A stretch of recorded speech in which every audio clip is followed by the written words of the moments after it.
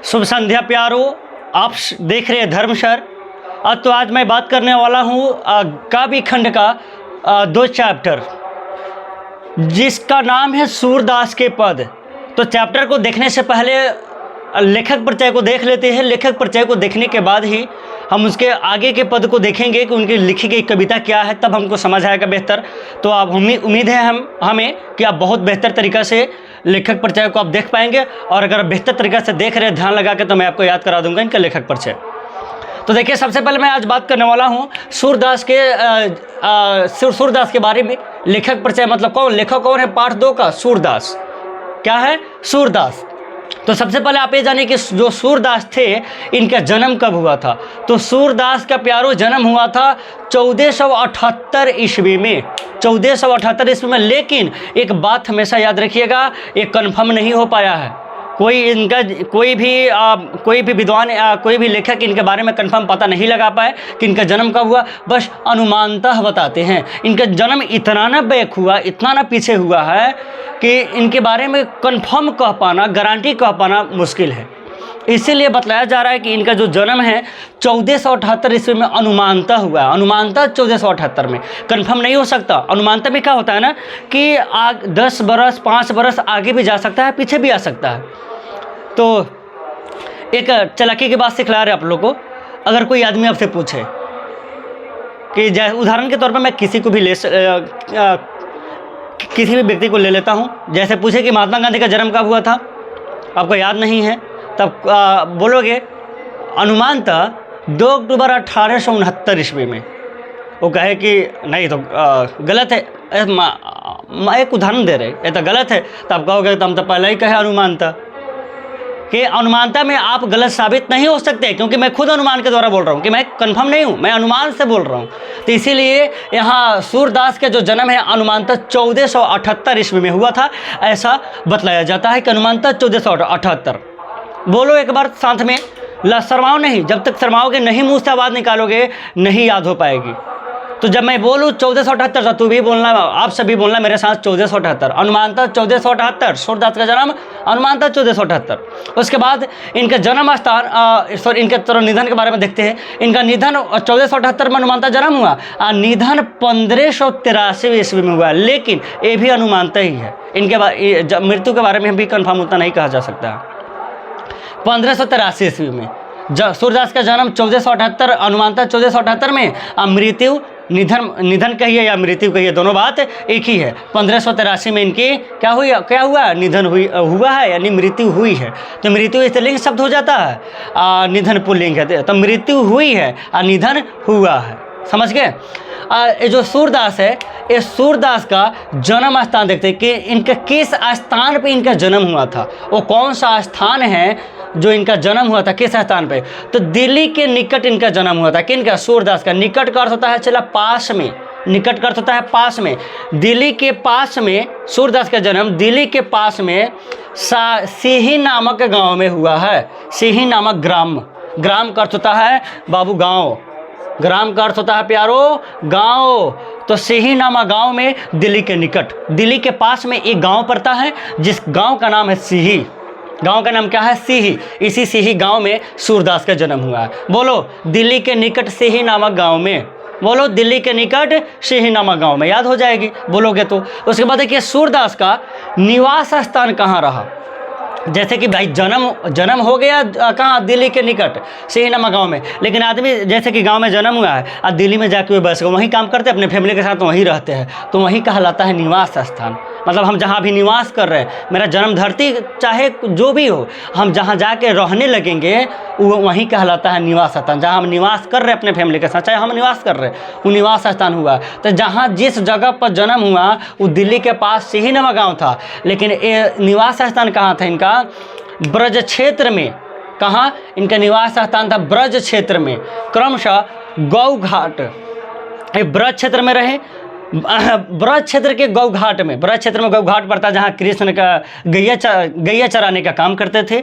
तो ब्रज क्षेत्र के गौ घाट में एक गौ घाट कहाँ पड़ता है? यहाँ यहीं के वृंदावन गौ घाट में भी रहे, गौ घाट से वृंदावन आ गए, एवं पारसोली नामक गाँव में रहे।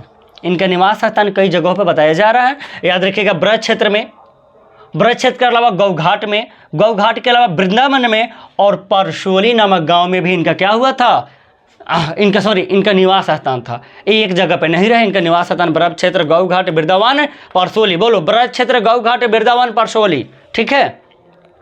उसके बाद देखते हैं सूरदास के अभिरुचि के बारे में। जो करने का हद से ज़्यादा आपकी रुचि, जो करने में आपको बहुत ज़्यादा मन लगे, वो अभिरुचि कहलाता है।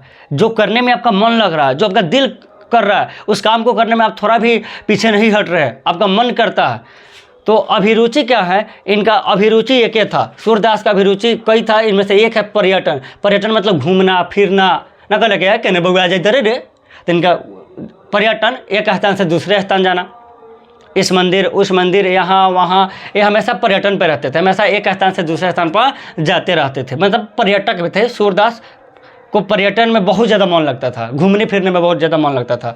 उसके बाद सत्संग में, सत्संग जानते हैं ना, हिंदू धर्म में जो सत्संग होता है, सूरदास सत्संग में इनको बड़ा मन लगता था। या तो घूमते फिरते थे और जहाँ भी सत्संग होता था सूरदास चले जाते थे। सत्संग में वो सत्संग कराने में बड़ा मन लगता था, सत्संग में बैठने का बहुत मन करता था। ठीक है। उसके बाद कृष्ण भक्ति में लीन रहते थे, कृष्णा जी के भक्त थे। कृष्ण जो विष्णु अवतार कृष्ण का जो जन्म होता, कृष्ण के बहुत बड़े भक्त थे, उनके भक्ति में दिन रात लीन रहते थे। जय हरे हरे हरे रामा हरे कृष्णा हरे हरे रामा हमेशा बोलते रहते थे। श्री कृष्ण के भक्त थे सूरदास। उसके बाद ये बैराग में जीवन बिता। इनका अभिरुचि था कि हम बैराग अपना ले, शादी ब्याह ना करें, अकेला रहे, भगवान में लीन रहे, तो बैराग को धारण कर लिए थे। कौन? सूरदास। फिर से एक बार सुनिए, पर्यटन, घूमने फिरने में मन लगता था, अभिरुचि इनका था, इनका बहुत ज़्यादा काम करने में मन लगे, तो पर्यटन, सत्संग, कृष्ण की भक्ति, अब बैराग। उसके बाद देखते हैं सूरदास के दीक्षा गुरु कौन था, जो इनका इनके जिंदगी के और बेहतर बनाने में इनको शिक्षा दीक्षा देने वाला जो गुरु थे। हर व्यक्ति का एक गुरु होता है। आप बिना गुरु के कोई महान नहीं बन पाया। कोई कहता ना मैं अपने संघर्षों से महान बनाऊं, ये बात ठीक है मेरे भाई, आपने संघर्ष किया होगा, बिना संघर्ष से कौन महान बन सकता है। आपका संघर्ष जायज़ है, उस बात को मैं मानता हूं, लेकिन बिना गुरु के कोई बड़ा नहीं बन सकता। गुरु भी किसी का ज्ञान नहीं हुआ है। तो इनका जो सूरदास के भी जो दीक्षा गुरु थे, ये महाप्रभु वल्लभाचार्य थे।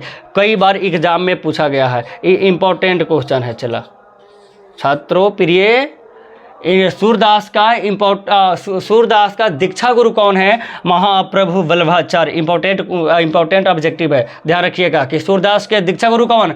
महाप्रभु वल्लभाचार्य। बोलो, महाप्रभु वल्लभाचार्य। ठीक है। उसके बाद देखते हैं कि सूरदास का यहाँ दीक्षा काल मतलब जो शिक्षा लिए उसका समय क्या रहा। काल मतलब समय होता है, काल मतलब समय, ना काल मर रही थो, मतलब काल मतलब होता है समय, समय मर रही थो। दीक्षा काल, इनका दीक्षा काल रहा 1509 से 1510। ये भी अनुमान के तौर पे बताया जा रहा है, ये भी कोई गारंटी नहीं है कि क्या है। 1509 से 1510 में अनुमानता बताया जा रहा है कि इनका क्या हुआ है, जन्म हुआ है। 1509 से सूरदास का जो दीक्षा काल है 1509 से 10 के करीब रहा। ठीक है। उसके बाद देखिए सूरदास के बारे में कुछ विशेष इनके बारे में बताना चाहते हैं। इनके जीवनी के बारे में क्या था कि ये सूरदास जो थे जन्म से अंधे थे, जन्म से अंधे। ऐसे भी गांव में कहते हैं का सूरदास जो सूर होते न लोगे थे, सूर बारे मतलब नहीं दिखाई देना, सूरदास। ये जन्म से अंधे थे, सूरदास नाम है, सूरदास ऐसे आंख बंद होगा, सूरदास। ठीक है। तो इनके जीवनी के बारे में याद रखिएगा कि सूरदास जन्म से ही अंधे थे। उसके बाद बड़े होने पर दोनों आंखें जाती रही। मतलब यही बात हुई है कि भाई जन्म से अंधे रह गए, जैसे बड़े होने पर दोनों आंखें जाती रही, जन्म से अंधे अथवा बड़े होने पर दोनों आंखें, इसी के बारे में बतला रहे कि जन्म से ही अंधे थे। अथवा ये भी कह सकते हैं कि जैसे जैसे बड़े होते गए धीरे धीरे पूरी रोशनी ही खत्म हो गई। मतलब थोड़ा जन्म हुआ होगा तो थोड़ा रोशनी रही होगी, थोड़ी रोशनी रही होगी, धीरे धीरे वो भी चला गया। तो इसीलिए कहा जा रहा है सीधे शॉर्टकट में कि भाई जन्म से वो अंधे थे। उसके बाद सूरदास के बारे में बतला रहे कि मृदुल, विनम्र, बहुत शांत स्वभाव के, व्यवहार के बहुत शांत, मृदुल, सब विनम्र थे। उसके बाद भावुक हो जाते, किसी को दुख संकट को देखकर वो भावुक हो जाते थे, उनको दर्द पीड़ा का अनुभव होता था। दूसरे को दुख को देखकर अगर आपको दर्द हो रहा है तो आप सीधे समझिए कि मेरा जन्म इंसान में हुआ। भगवान हमारे अंदर इंसानियत, इंसान तो सब है लेकिन सबके अंदर इंसानियत नहीं है। अगर किसी को दुख को देखकर अगर आपको हंसी आ गई तो समझो आप में इंसानियत नहीं है। किसी के दुख को सुन के आपको भी दुख या पीड़ा का अनुभव हो रहा है तो भगवान आपको इंसान बनाने में कोई गलती नहीं किया है। तो दूसरे के दुख में अगर सुन के अगर आपको दुख होता है तो आप असल में इंसान है, आपके अंदर इंसानियत है। ठीक है, इंसान सब है लेकिन इंसानियत सब में नहीं है। तो अपने अंदर इंसानियत पैदा करो। किसी का दुख सुन के हंसी आए तो समझो कि हमारे अंदर इंसानियत थोड़ा भी नहीं बचा हुआ है। उसके बाद कहते हैं कि आगे सूरदास के बारे में कि अंतर्मुखी, तो सूरदास भावुक थे, कोनो को दुख के सुन के भावुक हो जाते थे। उसके बाद अंतर्मुखी थे, मतलब अंतर्मुखी साइकोलॉजी का ये सब यहाँ बात है। जैसे अभिरुचि, भावुक, अंतर्मुखी, ये सब साइकोलॉजी के क्वेश्चन रहता है कि अंतर्मुखी क्या होता है। मतलब अपने ही, मतलब किसी भी अंतर्मुखी अपने बातों को अपने अंदर ही दबा के रख लेना। किसी को जल्दी अपने दुख वगैरह के बारे में किसी भी प्रकार के शेयर नहीं करना, बात को नहीं बताना। ये अंतर्मुखी थे। वे खुश, अपने आप में खुश रहते थे, अपना दुख किसी को नहीं बताया, खुशी भी किसी को नहीं बताया, बस चुपचाप जी रहे। वे दुनिया के बारे में जानते हैं। अंतर्मुखी है, ज़्यादा किसी से बातचीत नहीं करना, ज़्यादा किसी से बात नहीं करना, अपने दुख के बारे में नहीं बताना। लेकिन हम लोग का क्या है कि अगर दुख में रहेंगे तो कोई पहचान जाता है कि क्या कुछ हुआ है का। तो लेकिन ये ऐसे आदमी थे, अंतर्मुखी थे। इनके दुख, अगर दुख भी हो तो आप पता नहीं लगा सकते हैं। इसके बाद बात करते हैं स्वभाव के विरक्त महात्मा थे। मतलब इनका जो स्वभाव था ना, जो आचरण था, जो इसका बिहेवियर था, मानो अपने बिहेवियर में बहुत बड़े असल में महात्मा थे, बहुत अच्छे स्वभाव के आदमी थे। हमें उम्मीद है कि यहाँ से यहाँ तक आपको कंप्लीट हुआ। इससे आगे ऑब्जेक्टिव देखते हैं क्या है। तो आगे देखते हैं इनकी कृति के बारे में। कृतियाँ क्या कह रहा है कि सूरदास की कृतियाँ के नाम है सूरसागर। यही ऑब्जेक्टिव में ज़्यादा पूछता है कि सूरसागर किनकी रचना है, तो सूरदास की। सूरदास, सूरसागर, दोनों तो एक ही टाइप से दिख रहा है, सूरदास और सूरसागर, सूरदास और सूरसागर। तो सूरदास की रचना सूरसागर है। इसके बाद साहित्य लहरी किनकी रचना है, सूरदास की, साहित्य लहरी। उसके बाद राधा रस केली, क्या, राधा रस केली, बोलो राधा रस केली। उसके बाद प्यारो सूर शरावली, क्या पढ़ोगे, सूर, उसके बाद शरावली। सूर शरावली किनकी रचना है, सूरदास की रचना है। इसके बाद की जो पंक्ति है मतलब आगे है सूरदास के बारे में, लेकिन इतना कृति के बारे में मात्र याद कर लीजिए। क्या, सूरसागर साहित्य लहरी, सूरसागर साहित्य लहरी। उसके बाद राधा रस केली और सूर शरावली, यही 4 गो है। एग्जाम में कैसे पूछता है प्यारो, ध्यान देना और याद कर लेना चारों के नाम की, सूरसागर साहित्य लहरी, उसके बाद राधा रस केली, सूर शरावली। ऐसे चारों बोलना, एक बेर में 2-2 करके ऐसे सुधार लो। कैसे, सूरसागर साहित्य लहरी, सूरसागर साहित्य लहरी, और राधा रस के लिए सूर शरावली, राधा रस के लिए सूर शरावली। ऐसे 2-4 बार बोल लेना, याद हो जाएगी। उसके बाद एग्जाम में कैसे पूछता है कि इनमें से एक सूरदास की रचना है। 3 गो अलग दे देगा, आइए को पूछ देगा साहित्य लहरी, तो याद रहेगा, तब तो टिक मारेगो साहित्य लहरी पे। नहीं तो इनमें से सूरदास की एक रचना है, सूरसागर साहित्य लहरी, राधा रस केली, इनमें से भी, मतलब एओटी, तो इनमें से भी हो जाएगा। उसके बाद आगे देखते हैं इनके बारे में कि सूरदास हिंदी की सगुण भक्ति धारा के कृष्ण भक्त कवि थे। सूरदास हिंदी के, किसके, हिंदी की सगुण भक्ति धारा के, इसको नोटिस कीजिएगा, सगुण भक्ति धारा के। भक्ति काल को 2 भागों में बांटा गया है, एक सगुण और एक निर्गुण, एक सगुण एक निर्गुण। जो सगुण निर्गुण में क्या अंतर है हम बतलाते हैं, समझाते हैं आप सबको। निर्गुण और एगो है सगुण। सगुण, इनके अनुसार ईश्वर होते हैं, ईश्वर के रंग रूप आकार पत्नी बाल बच्चा सब कुछ होता है। जैसे हम लोग हिंदू धर्म वाला सगुण भक्ति धारा को मानते हैं, ये हिंदू धर्म, इनके सगुण भक्ति धारा क्या कहता है, इनके अनुसार ईश्वर होते हैं, इनके अनुसार क्या होते हैं, ईश्वर होते हैं। ईश्वर के रंग रूप आकार पत्नी बाल बच्चा सब कुछ होता है। जैसे हम लोग मानते हैं कि शंकर जी ईश्वर है, तो जैसे शंकर जी है, इनके रंग रूप आकार तो सांवले काले थे, सांवरे थे। इनकी पत्नी भी थी, और कौन, पार्वती जी। इनके पत्नी, बाल बच्चे सब कुछ होते हैं। जैसे इनके 2 बेटा था, गणेश था, एक कार्तिक जी थे। तो हम सब क्या कहते हैं कि ईश्वर भी है, ईश्वर के रंग रूप भी है, आकार भी है, कि नाटे थे कि लंबे थे, आकार भी है, पत्नी बाल बच्चा सब कुछ हो, जो माने वो सगुण है। निर्गुण वाला भी कहता है, कि ईश्वर है, लेकिन ईश्वर के रंग रूप आकार पत्नी बाल बच्चा कुछ नहीं है। निर्गुण वाला भी कहता है कि सगुण, भक्ति धारा को 2 भागों में, सगुण और निर्गुण। तो सगुण वाला कहता है कि ईश्वर है, लेकिन ईश्वर के रंग रूप आकार पत्नी बाल बच्चा सब कुछ है। तो इसको हम लोग जो मानते हैं ना सगुण भक्ति धारा, जितना हिंदू लोग हैं, हिंदू लोग पूरा कौन सगुण भक्ति धारा को मानता है। सगुण के अनुसार ईश्वर होते हैं, निर्गुण के अनुसार भी ईश्वर होते हैं, लेकिन पत्नी बाल बच्चा रंग रूप आकार कुछ नहीं होता है। समझ गए? जैसे जितना मुस्लिम लोग हैं, मुस्लिम लोग निर्गुण भक्ति धारा को मानते हैं। अरे मुस्लिम भी कहता है कि ईश्वर है, लेकिन रंग रूप आकार पत्नी बाल बच्चा कोनो नहीं है। आज तक सुना है कि अल्लाह के अल्लाह इन कोनो है? अल्लाह के मतलब शंकर जी के जैसे पार्वती जी है पत्नी, उस अल्लाह के पत्नी कौन है? अल्लाह के बाल बच्चा कौन है? कोई है? लेकिन हम लोग में क्या है? अल्लाह के मतलब ईश्वर है, ईश्वर के रंग रूप आकार पत्नी बाल बच्चा सब है। जैसे शंकर जी है और गणेश कार्तिक उनका बेटा है, पार्वती उनकी पत्नी है, लेकिन मुस्लिम लोग ऐसे नहीं मानते। तो निर्गुण और सगुण के बारे में आप समझ गए। तो सबसे ज़्यादा भारत में प्रसिद्धि किसी को मिली, याद रखिएगा प्यारो, तो सबसे ज़्यादा प्रसिद्धि मिली सगुण भक्ति धारा को। क्या ये सगुण भक्ति धारा को मानने वाले बहुत लोग हैं, समझ गए, और निर्गुण को मानने वाले क्या कम लोग हैं। क्योंकि निर्गुण मुस्लिम लोग, निर्गुण मतलब मान लो मुस्लिम लोग, और सगुण मतलब हिंदू लोग। कौन? हिंदू लोग। उम्मीद है कि आप बहुत ही बेहतर इस टॉपिक को समझ गए होंगे, सगुण और निर्गुण के बारे में।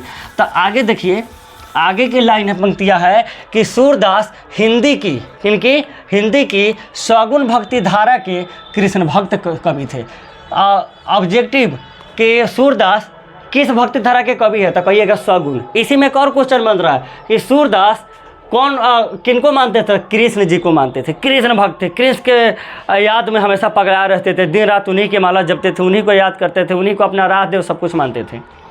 तो सूरदास की जो क्या है, सूरदास की जो भक्त है, उस सूरदास किनके भक्त है? कृष्ण के। और कौन भक्ति धारा कवि है? तो सगुण भक्ति धारा का, याद रहेगी। उसके बाद अगला है, यहाँ दोनों पद वात्सल्य भाव के हैं। यहाँ 2 पद है, सूरदास के जो पद है 1 और 2, मतलब 2 पद पढ़ना है। तो ये दोनों पद, 1 नंबर पद भी और 2 नंबर पद भी कौन सा रस है इसमें? वात्सल्य भाव है। पूछेगा कि सूरदास के पद में कौन सा भाव है? तो कहिएगा वात्सल्य भाव है। कौन सा भाव है? वात्सल्य। बोलो वात्सल्य। क्या? वात्सल्य। बोलो वात्सल्य। कि यहाँ दोनों पद, सूरदास के जो पद है यह वात्सल्य भाव के हैं, वात्सल्य भाव के हैं, जो सुरसागर से संकलित है। सूरदास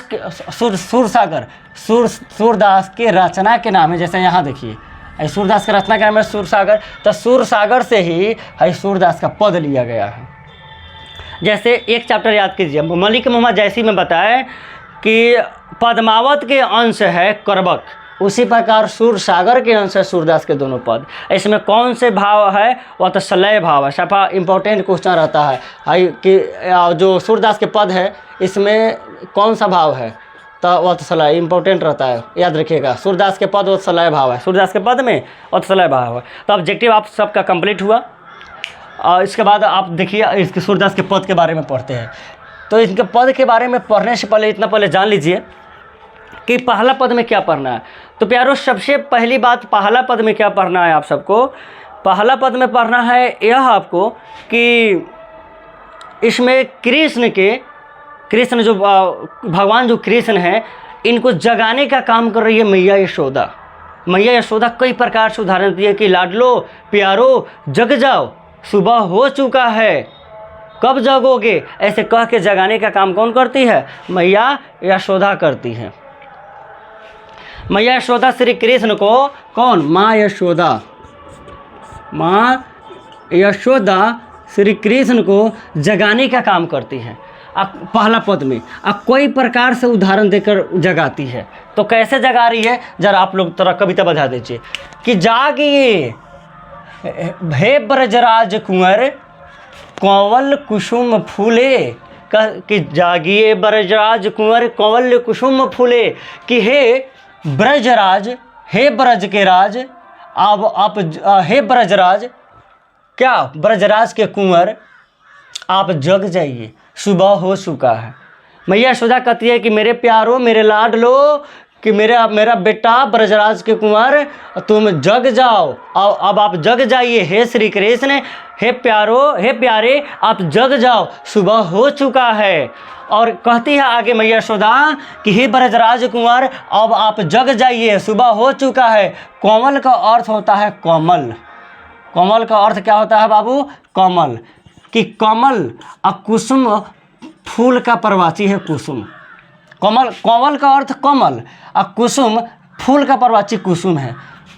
समझ गए? कहती है कि हे ब्रजराज कुंवर कि आप जग जाइए, सुबह हो चुका है, कमल के फूल भी अब फुला चुके हैं, कि आप कब जागोगे प्यारे, हे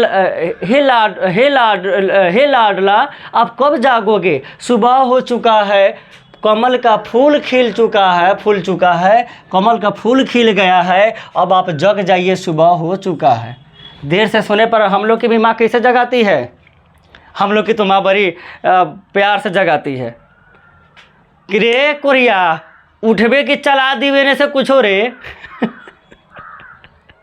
ऐसे जागे हो कि ना? सही से बताओ, ऐसे ही जागे हो ना? तो यहाँ क्या है बाबू कि हे ब्रजराज कुंवर जग जाइए, कमल, कमल मतलब कमल, कमल का फूल फूल चुका है, कि अब कब जागोगे, जग जाइए। यहाँ कहते हैं कुमुद वृंद संकुचित भय। कुमुद मतलब एक प्रकार का फूल है। कुमुद अपना भाषा में कहते हैं कुमुदुनी। क्या कहते हैं? कुमुदिनी। कितना लिखा के दरवाजे पर भी होगा कुमुदिनी के फूल। कुमुदिनी, कुमुदिनी नहीं कहना भाई, कुमुदिनी है। कि कुमुदिनी वृंद संकुचित भय, जो कुमुदिनी का फूल है वो क्या हो चुका है कि कुमुदिनी का जो फूल है, कुमुद, वृंद मतलब समूह, वृंद मतलब समूह, कुमुद मतलब कुमुदिनी के फूल, ये फूल के नाम है कुमुद, कुमुदिनी। अब वृंद मतलब समूह। तो कहती है मैया यशोदा कि हे कृष्ण, कुमुद का फूल अपने समूह में, वृंद मतलब समूह में, समूह के साथ संकुचित हो गए हैं, कि आप जग जाइए अब। क्योंकि याद रखिएगा कुमुद का फूल तब खिलता है जब सूरज की किरणें आ जाती है। समझ गए? 10 बजे फूल का नाम सुने हो? अरे सब सुना होगा भाई कि 10 बजे दिन में फूल आ जाता है। कब? जब धूप निकल आती है। उसी प्रकार कुमुद का फूल है कि कुमुद अपने समूह में अब संकुचित भी हो चुका है, संकुचित हो चुका है। अब आप जग जाइए, भृंग लता भूले। भृंग मतलब भांवरा। भृंग का अर्थ बोलो भांवरा। भृंग मतलब भांवरा। भृंग का अर्थ भांवरा। देखिए यहाँ भृंग का अर्थ होता है भांवरा। भांवरा, भांवरा। कि अब भृंग भी मतलब भांवरा भी एक प्रकार का मक्खी टाइप से होता है भृंग। समझ गए? कंफ्यूज नहीं होइएगा। भृंग, अगर ये एक बात यही तो समझने वाली बात है, अगर भृंग है चला भृंग तो ये तत्सम शब्द है। पूछ दे भृंग कौन सा शब्द है? तो तत्सम। अब भांवरा कौन सा शब्द है? तद्भव। तद्भव। अच्छा ग्रामर में हम पढ़ा दिए हैं, अब देख लीजिएगा, समझ आ जाएगा कि भृंग तत्सम है, अब भांवरा तद्भव है। जब हिंदी ग्रामर का टॉपिक मिलेगा, हिंदी व्याकरण जब खुलेगा तो शब्द पढ़ा है, इसी शब्द में टॉपिक आता है तत्सम और तद्भव का, इसमें बताया है। तब भृंग तत्सम है, अब भांवरा तद्भव है। कहते हैं कि भृंग मतलब भांवरा भी अपनी लता भूले, वही लता वगैरह को मतलब जो लती वगैरह पर थे उसको छोड़ दिए हैं, अब फूलों पे आ गए हैं। कि जो यहाँ कुमुद का फूल खिला हुआ है, कि अब आप जग जाइए श्री कृष्ण, आप कब जागिएगा? क्योंकि कमल का फूल भी फुला चुका है, कुमुदिनी भी संकुचित हो गया है, भृंग भी अपनी लता भूल के कहाँ आ गया है? फूले पे आ गया है, कुमुदिनी पे। अब कब जागिएगा? जग जाइए। आगे कहते हैं तमचूर। तमचूर मतलब मुर्गा। मुर्गा देखो, मुर्गा मुर्गी गांव में वही मुर्गा की बात हो रही है। तमचूर मतलब मुर्गा। मुर्गा खग मतलब पक्षी, संस्कृत शब्द है बाबू। खग मतलब पक्षी, रोर मतलब रोर सुनहूँ, कहते तमचुर खग रोर सुनहूँ, रोर सुनहूँ कि तमचूर मुर्गा के, खग मतलब पक्षी के, मुर्गा की पक्षी के, रोर मतलब आवाज़। रोर मतलब क्या होता है बाबू? आवाज़ होता है, आवाज़, आवाज़। रोर मतलब आवाज़। यहाँ देखो रोर का मतलब क्या हो जाएगा? आवाज़। कि मुर्गा के पक्षी के आवाज़ सुन रहे हो, आवाज़ सुनो, बोलत बनराई मतलब सभी कोई अब बोलने लगा है, तुम कब जागोगे हे श्री कृष्ण, अब तुम जग जाइए, अब सुबह हो चुका है, सोने का समय नहीं है, सुबह होने का समय हो चुका है। सुबह होने का नहीं, बहुत सुबह हो चुका है, किरणें भी जग चुकी, किरणें भी आ गई है। कि मुर्गा बोल रहा है, पक्षी, मुर्गा और पक्षी की आवाज़ सुनाई देने लगी है, सब बोलत बन रही, सभी कोई अब बोलने लगा है, जितने भी पक्षी वगैरह है, पशु वगैरह है, सब बोलने लगा है, हे श्री कृष्ण अब कब जागोगे, आप जग जाओ, सुबह हो चुका है, मैया यशोदा कहती हैं। हम लोग को अनेक उदाहरणों के साथ माँ जगाती है कि अभी सुतले बरही रे, उठवाही के ना उठवाही, बाप चल गए खेत में। कई प्रकार से उदाहरण देते हैं, खेत में आधा काम हो गया होगा, तू कब जाएगा रे, रंग बिरंग की बात बोलती है। हम लोग को जगाने का तरीका, मेरी माँ का, हम सबकी माँ को, मेरी माँ को, हम सबकी क्या है, आप सबका कहीं अलग होगा। अच्छा बताइएगा अलग है कि मेरे तरफ ही आप ही जगते हैं, समझ गए? तो यहाँ देखिए कि मुर्गा के पक्षी के आवाज़ सुनो, सबको यह बोलने लगा है, तुम कब जगोगे हे श्री कृष्ण। आगे कहते हैं कि रामवती गो खरकानी में, गो मतलब गाय, गो मतलब गाय, गैया अब रंभाने लगी है अपना खरकानी में, जहाँ गाय को बांधा जाता है, गौशाला को खरकानी कहा जा रहा है। खरकानी गौशाला को कहा जा रहा है, खरकानी मतलब जहाँ गाय को बांधा जाता है, उसके रूम को कहा जा रहा है। तो गो मतलब गाय, गैया भी अपने खरकानी में, अपने जहाँ गौशाला है उसमें अब रंभाने लगी है। अब बछड़ा हितधाई, यहाँ रंभाने लगी है, बोलने लगी है अपना बछड़ा के हित के लिए, अपना बछड़ा के लिए, क्योंकि अब उसके बछड़ा को भी दूध पिलाने का समय हो चुका है। गैया भी जान चुकी है कि मेरे अब बच्चा को दूध पिलाना है। हे श्री कृष्ण अब तुम कब जागोगे प्यारे, अब जग जाओ, सुबह हो चुका है। आगे कहती है कि विधु मलिन रवि प्रकाश गावत नर नारी, विधु मतलब चंद्रमा, विधु मतलब चंद्रमा, विधु का अर्थ होता है चंद्रमा। क्या प्यारो? चंद्रमा। विधु चंद्रमा जो रात के समय ना देखते हैं, कि विधु चंद्रमा अब मलिन हो चुकी है। भाई सुबह होते ही चंद्रमा दिखाई देती है? नहीं, वो मलिन हो जाती है, सूर्य की प्रकाश के कारण वो विलुप्त हो जाती है। तो कहती सुबह होते होते चंद्रमा नहीं दिखाई देती है। सब बात की एक बात समझिए कि चंद्रमा भी अब मलिन हो चुकी है। रवि मतलब सूर्य का प्रवाची है, सूर्य को रवि कहा जा रहा है, सूर्य को क्या कहा जा रहा है? रवि कहा जा रहा है। कि अब चंद्रमा मलिन हो गई है, सूर्य भी प्रकाश फैला दिया है, सभी नर और नारी गाने लगे हैं, अब कब जागोगे हे प्यारे कृष्ण, अब तुम जग जाओ, सुबह हो चुका है बाबू। कौन कहती है? मैया यशोदा कहती है कृष्ण को कि जग जाओ प्यारे, सुबह हो चुका है, कि चंद्रमा मलिन हो गया, रवि सूर्य प्रकाश फैला दिया, सभी नर और नारी गाने लगे हैं, जग जाओ बेटा। आगे कहती है मैया यशोदा, आगे यहाँ तक मैया यशोदा बोलती है। अब सूरदास कहते हैं लास्ट में अपनी पंक्ति कि सूर्य श्याम परात उठो अंबुज कर धारी, कि हे सूरदास कहते हैं कि हे श्री श्याम, श्याम किसको कहा जा रहा है? कृष्ण को, कि हे श्री श्याम, हे श्री कृष्ण, प्रात हो गया है, प्रातः सुबह कहा जा रहा है, प्रातः हो चुका है, अब आप उठ जाओ। अंबुज करधारी, कमल, अंबुज मतलब कमल होता है, सब अपने कमल का रूप भी अपना धारण करने लगा है, अब कब जागोगे प्यारे। अंबुज मतलब क्या? कमल। क्या सुने हो? कमल, कि जग जाओ प्यारे, कमल भी अब खिलने लगा है, अपने आप भी जग जाइए। तो पहला पद बड़ी बेहतर समाप्त हुआ। अगर बेहतर समाप्त हुआ, बेहतर समझ आया तो कमेंट करके बताइएगा सर बहुत बेहतर क्लास गया है, मुझे बहुत बेहतर समझ आया। देखिए हे एक बार और इसका खाली हिंदी सुनिए। हे ब्रजराज के कुंवर आप जग जाइए, कमल का फूल फुला चुका है, कुमुद अपने समूह में संकुचित हो गए हैं, भृंग भी, भावरा भी अपनी लाता भूल के फूलों पे आ गए हैं, मुर्गा पक्षी सबकी आवाज़ सुनो, सब कोई बोलने लगा है। गैया भी अपने खरकानी में, अपने गौशाला में रंभाने बोलने लगी है अपने बछड़ा के लिए कि अब उसको भी खाना मतलब दूध पिलाने का समय हो चुका, अब कब जागोगे हे श्री कृष्ण।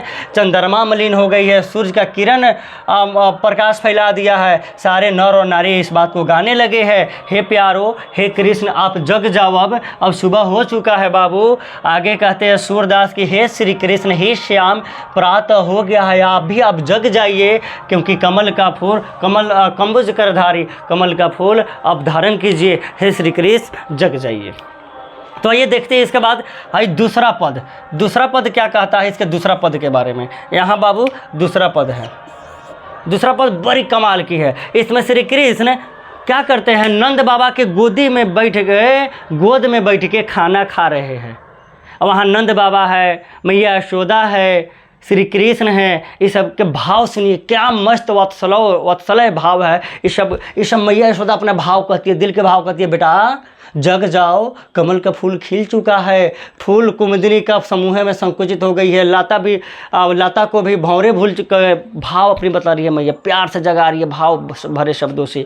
दूसरा भाव देखिए, जब कृष्ण खाते हैं तो कितना आनंद आता है, वह पल देखकर मैया यशोदा को, नंद बाबा को सब आनंद से भर जाते हैं। दूसरा आनंद के बारे में देखते हैं। दूसरा पद है कि जेवंत का अर्थ होता है भोजन। जेवंत का अर्थ क्या होता है, भोजन करना। और श्याम मतलब कृष्ण को कहा जा रहा है श्याम, और नंद मतलब नंद बाबा।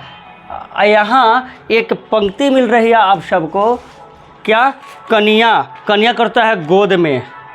कन्या का अर्थ क्या होता है, गोद में अर्थ होता है इसका। कन्या का अर्थ होता है गोद में। कन्या मतलब आप सब क्या समझ रहे हैं, आप सब समझ रहे थे कन्या जो गांव में आते हैं किसी के शादी को, कहते हैं कि चल कन्या देखे, वो वाला कन्या समझ रहे थे क्या। कहते हैं कि जेवंत मतलब भोजन, जेवंत का अर्थ होता है भोजन। यहाँ है क्या कि श्याम मतलब कृष्ण को कहा जा रहा है नंद की कन्या नंद की गोद में। कहते हैं कि श्री कृष्ण नंद बाबा की गोद में बैठकर भोजन कर रहे हैं।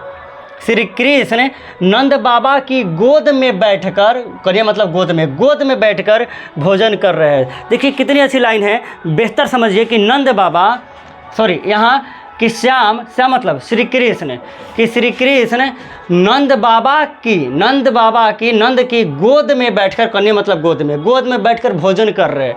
इसके बाद भाव देखिए, वत्सल्य भाव मैया यशोदा की कि जब भोजन कर रहे तो आगे क्या क्या होता है। तो कहते कछु का खात कछु धरन गिरावत छवि निरखती नंदरनिया।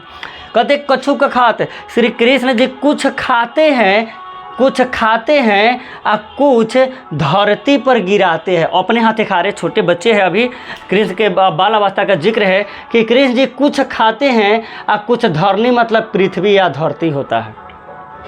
कृष्ण जी कुछ खाते हैं, कुछ धरती पर गिराते हैं। छवि निरखती नंदरनिया, यह छवि मतलब दृश्य, क्या चला, दृश्य। यह दृश्य निरखती मतलब देखना, यह दृश्य देख रही है नंद बाबा की रानियाँ सब, रानियाँ मतलब उनकी पत्नी, क्योंकि पहले के राजाओं की क्या होता है, शादियाँ होती थी। तो कह रहे कि कुछ खाते हैं कुछ धरती पर गिराते हैं श्री कृष्ण। यह छवि कौन देख रही है, नंद बाबा की रानियाँ सब देख रही है।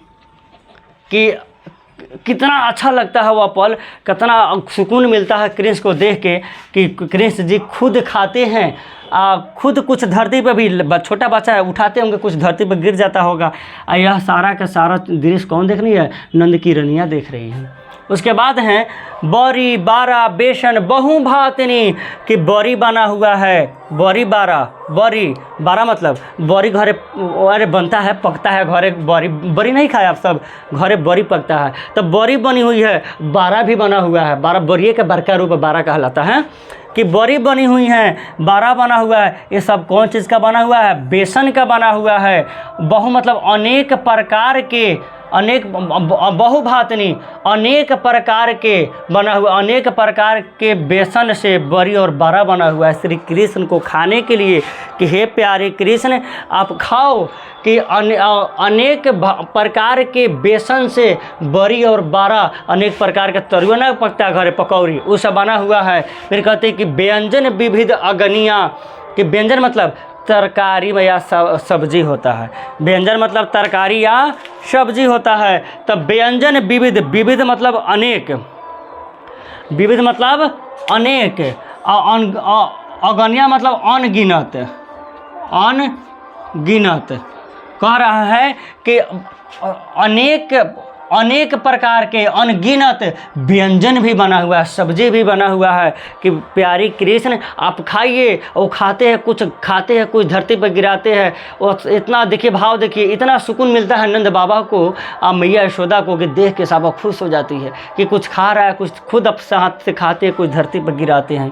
अनेक व्यंजन, अनेक प्रकार के विविध अनगिनत, अगने मतलब अनगिनत व्यंजन भी, सब्जी भी बना हुआ है प्यारे कृष्ण को खाने के लिए कि खाओ प्यारो जितना खाना है। कहते कि डारत खात लेत अपने कर रुचि मानत दधि दुनिया, कि वे जब खाते हैं ना तो अपने हाथ से ही खाते हैं, वे अपने हाथ से ही ले रहे हैं खाना अपने मुंह में। इनकी रुचि क्या है? इनकी रुचि है, कृष्ण की रुचि यह है कि दही मिश्री दुनिया, दही दोधिया माना तो दही दुनिया मतलब दही और मिश्री को मिला के खाना, दही और मिश्री को मिला के अपने हाथ से वो खा रहे। इनकी जो रुचि है खाने में, क्या रुचि है तो बताइएगा? दही मिश्री ये सबको इनकी रुचि है खाने में, कृष्ण को अपने हाथ से ये सबको मिला के खा रहे हैं, सब एक में मिश्रित कर लिए हैं। करे कि मिश्री दधी माखन मिश्रित करी मुख नव छवि धनिया।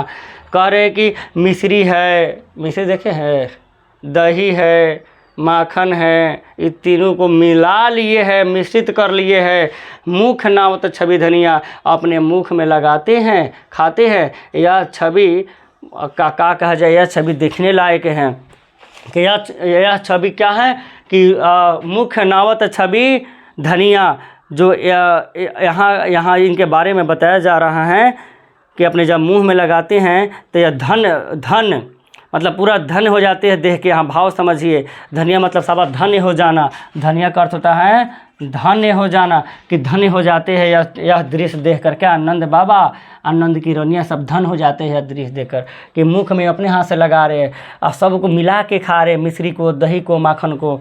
आगे की पंक्ति है बाबू कि आपुन खात, कृष्ण अपने खुद खाते हैं, आपुन खात खुद खाते भी है। आनंद मुख नावत, आनंद बाबा के मुंह में भी लगाते। देखिए इतना छोटा कृष्ण खुद खा भी रहे हैं, आनंद बाबा के मुंह में भी लगा रहे कि बाबा लो आप भी खाओ।